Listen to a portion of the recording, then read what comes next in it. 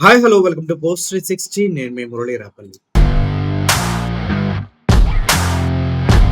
ఒక పవిత్రమైనటువంటి master position లో ఉండి ఆడపిల్లల జీవితాలతో ఆడుకుంటున్నాడంటే వాడిని మనిషి అనాలా, రాక్షసుడు అనాలా, లేదంటే ఒక సైకో పాత్ అని అనుకోవాలా? గత కొంతకాలంగా మనకు తెలుసు ఎన్నో అఘాయిత్యాలు రాష్ట్ర వ్యాప్తంగా జరుగుతూనే ఉన్నాయి. చిన్నపిల్లలపై దాడులు జరుగుతూనే ఉన్నాయి. విద్యార్థులు ఇబ్బంది పడుతూనే ఉన్నారు.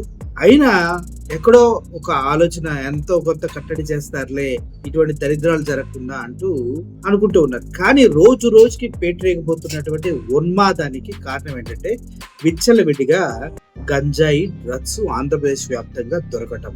మొన్న వైజాగ్ లో రోడ్డు పైన ఒక వ్యక్తిని దారుణంగా పొడి చేశారు. గంజాయి మొత్తులు రోడ్ల మీద తిరుమల తిరుపతి దేవస్థానం సన్నిధిలో కూడా డాన్సులు వేస్తూ తిరుగుతూ ఉన్నారు. అమరావతిలో కావచ్చు, విజయవాడలో కావచ్చు, వైజాగ్ లో కావచ్చు, గంజాయి, హెరైన్ అన్ని డ్రగ్స్ దొరుకుతూనే ఉన్నాయి. మరి ప్రభుత్వం అధికారంలోకి వచ్చిన 100 రోజుల్లో వీటన్నిటిని కట్టడి చేస్తా అన్న ప్రభుత్వం ఏమైపోయింది? ఇంకా 100 రోజులు కావాలంటే 5 సంవత్సరాల తర్వాత 100 రోజులు వస్తాయేమో అని అందరూ అడుగుతూ ఉన్నారు. మొన్న అమర్నాథ్ గారు, మాజీ మంత్రి, వైజాగ్ లో కొడుగుడ్డ అమర్నాథ్ అంటారు, మీకు తెలుసు కదా. అమర్నాథ్ గారు మీటింగ్ పెట్టి ఎవరు దీని వెనక ఉన్నారు, డ్రగ్ లీడర్స్ ఎవరు, డ్రగ్ మాఫియా ఎవరు అంటూ కూడా బయట పెట్టడం జరిగింది. బడా నాయకులు, పిల్లలు, అక్కడ పెద్ద పెద్ద కాలేజీలు రన్ చేసే వాళ్ళే దీని వెనక ఉన్నట్టుగా న్యూస్ బయటకు వచ్చింది. అయితే కాకినాడలో కూడా ఒక ఫార్మసీ కాలేజీలో ఇదే జరిగింది. కాకినాడ జీజీహెచ్ లో కీచకులు అంటూ ఒక ఆర్టికల్ రావడం జరిగింది. అందులో 50 మంది పారామెడికల్ విద్యార్థులు ఎవరైతే ఉన్నారో వాళ్ళని లైంగికంగా వేధిస్తూ ఉన్నారట. ఏంటి, ఎందుకు, ఎలా వేధిస్తున్నారంటే as usual regular format cell phone లో విద్యార్థుల శరీర భాగాల్ని ఫోటో తీసి వారికే పంపి బ్లాక్ మెయిల్ చేస్తూ ఈ దారుణానికి పాల్పడుతున్నట్ట. అక్కడున్న బయోకెమిస్ట్రీ ల్యాబ్ అటెండెంట్ ఇటువంటి దారుణాలకి పాల్పడుతున్నట్ట. వీడికి లేని అలవాటు లేదని చెప్తూ ఉన్నారు. వీడి పేరు కళ్యాణ చక్రవర్తి. అదే విధంగా కళ్యాణ చక్రవర్తి మరో 3 ల్యాబ్ టెక్నీషియన్లు సహకరిస్తున్నారట. ఏంటి, వీళ్ళ పర్సనల్ పార్ట్ ని ఎక్కడెక్కడో ఫోటోలు తీసి వాడికి పంపించి వాళ్ళంతా కలిసి ఈ పారామెడికల్ ఎవరైతే ఉన్నారో విద్యార్థులు వాళ్ళని లైంగికంగా వేధించడం ఇప్పుడు చర్చనీయాంశంగా మిగిలింది.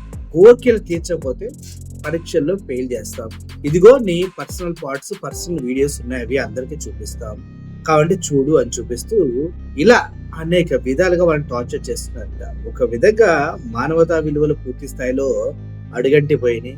సిగ్గు శరం లేని బ్రతుకులు బ్రతుకుతున్నారు. ఒక అమ్మ అబ్బకి పుట్టలేదు, 10 మందికి పుట్టినోళ్ళు, కనీసం ఇంట్లో ఆడపిల్ల, అక్క, చెల్లి వీళ్ళు ఉంటారు.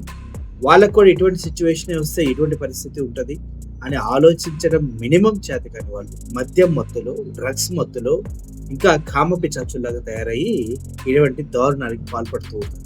ఈ లైంగిక వేధింపులపై ఆర్పిసి ప్రిన్సిపల్ కు విద్యార్థులు ఫిర్యాదు చేశారు.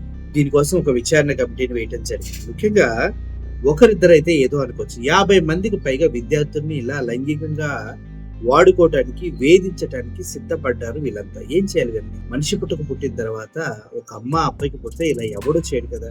ముఖ్యంగా ఈ కళ్యాణ్ చక్రవర్తికి సహకరించిన వాళ్ళు, అదే విధంగా ఈ కళ్యాణ్ చక్రవర్తి ఎవరైతే బయోకెమిస్ట్ ఉన్నాడో ఆయన, వీళ్ళందరినీ కూడా దారుణంగా శిక్షించాలి. నడి రోడ్డు మీద పెట్టి కోసి పడేయారండి.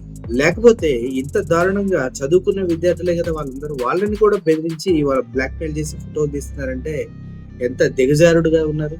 కుక్క బతుకులు అంటారా మీ వేస్ట్ ఫెలోస్, సిగ్గులేదా? ఇదే నీ చెల్లికో తల్లికో జరిగితే అప్పుడు అర్థమవుతుంది ఆ బాధ ఎంత ఉంటుంది. ఇటువంటి దరిద్రులు ప్రతి దగ్గర ఉంటారమ్మా, మీరు జాగ్రత్తగా ఉండాలా.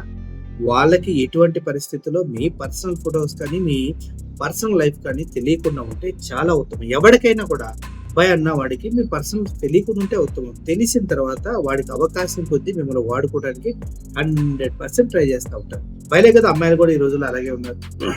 ఇది మనిషి నైజం. సో కొద్దిగా జాగ్రత్తగా ఉండాలి. ఇటువంటి వాళ్ళని శిక్షించాలని కోరుకుంటూ సెలవు తీసుకుంటాం. Thank you for watching this video. Murali signing off. Thank you so much.